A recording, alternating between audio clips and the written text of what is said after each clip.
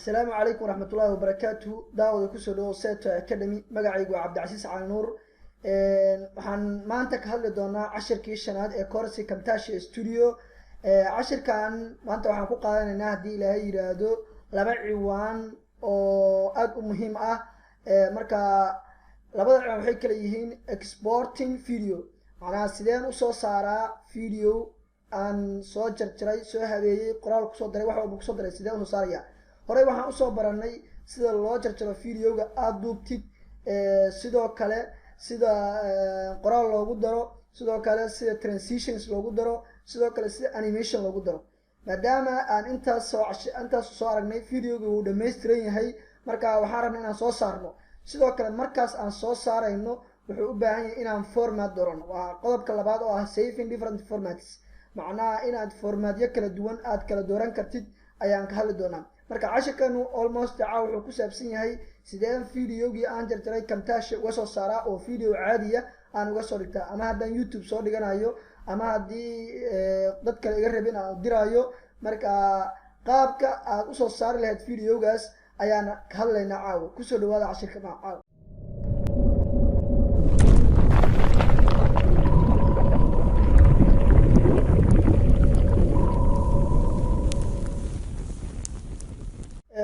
marka waxaan diyaarsanay qoraalkan, macnaha editorkan aan diyaarinay oo intii aan soo baranay oo hore aan usoo baranay ay ku dhammaystiran yihiin. waxaa laga rabaa inaad hadda videogan kasoo kala saartid inay sax yihiin in kale. bilowgaan geynayaa. bilowga markaan geeyo videogan maxaa ka maqan oo ay ka mid yihiin annotation, transition, behaviors, animation. afartaasba way ku jiraan. fiiri la soco.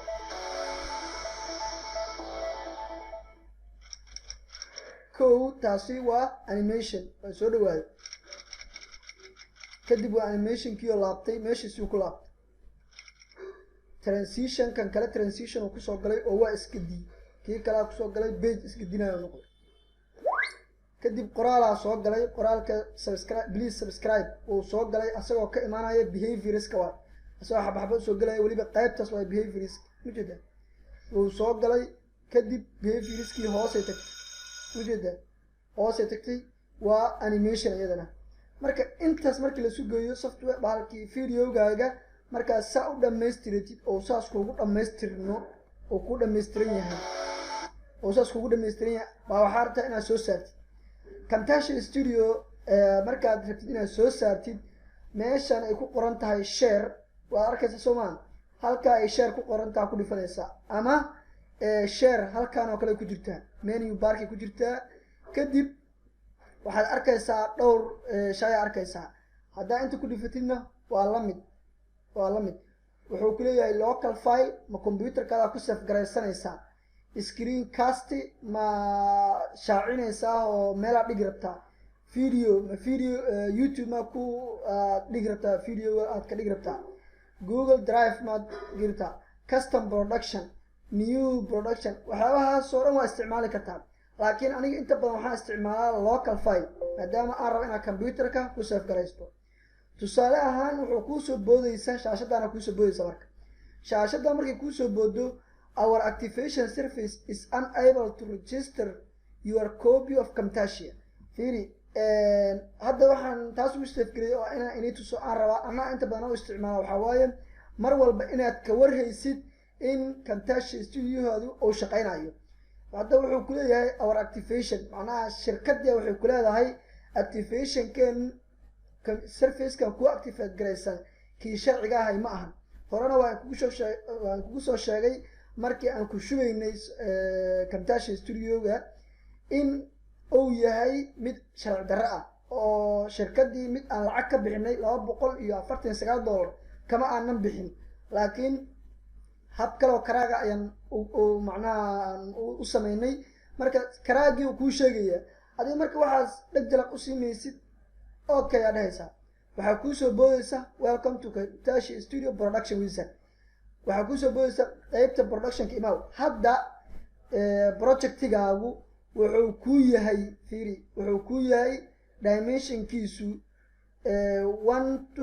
1280 oo lagu dhiftay 700 waa formatka. meesha marka qaybta labaad ayaan gelaynaa. qaybta labaad oo ahayd selecting different format waay meeshan. selecting different format qaybta ugu muhiimsan waay fiiri. meeshan hadda wuxuu ku yahay 720 YouTube-ka marka la joogo fiidiyada waxa way kala quality badan yihiin. 720 iyo kuwa aan arki doono way kala quality badan. hadda marka hadda custom ka furtid maxaad arkaysaa shown screencast waxyaabaha iska dhaaf. meeshan adiga ku muhiima mp3 macnaha mp4 only ma ku save garaysanaysaa. hadda mp4 bis u rabtid waad ku save garaysanaysaa. haddii hd oo up to hadda kan ku save garaysan waayo hd up to 700 pixels 720 pixels maad ku save garaysanaysaa.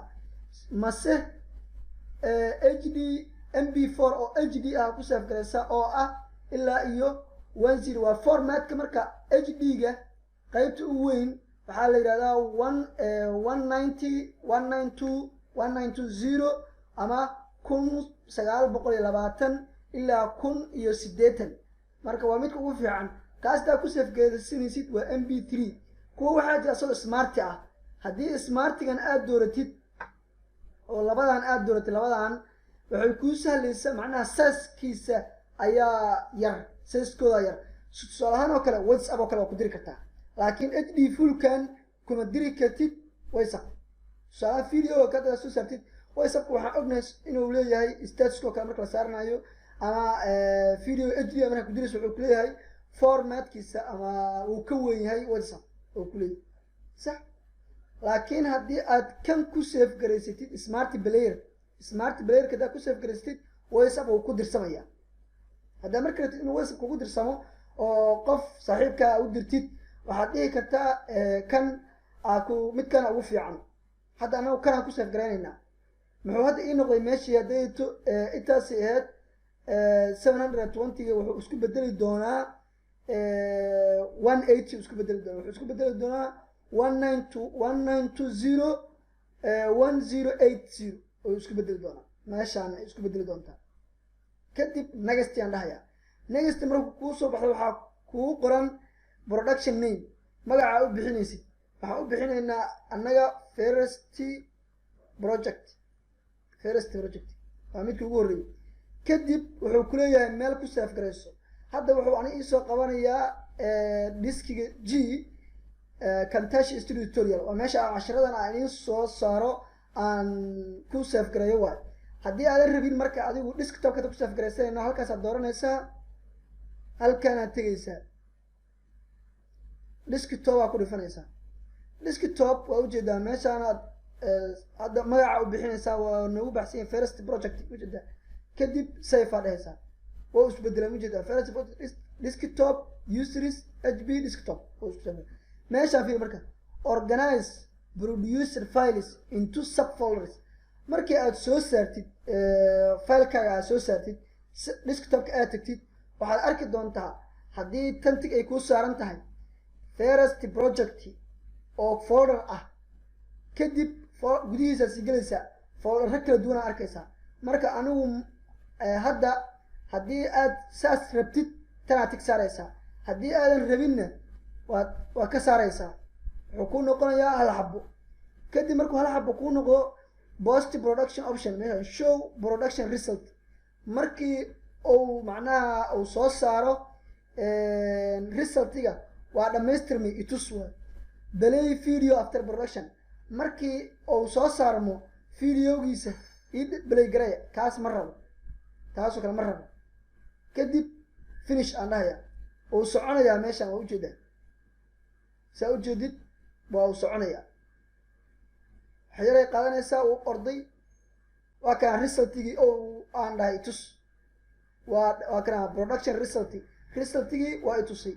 finish aan dhahayaa. marka finish markaan dhaho waxaan tegayaa desktop-kaygaan tegayaa aan ku save garaystay first project klik aan ku siinayaa videogeygii baa daarmaya.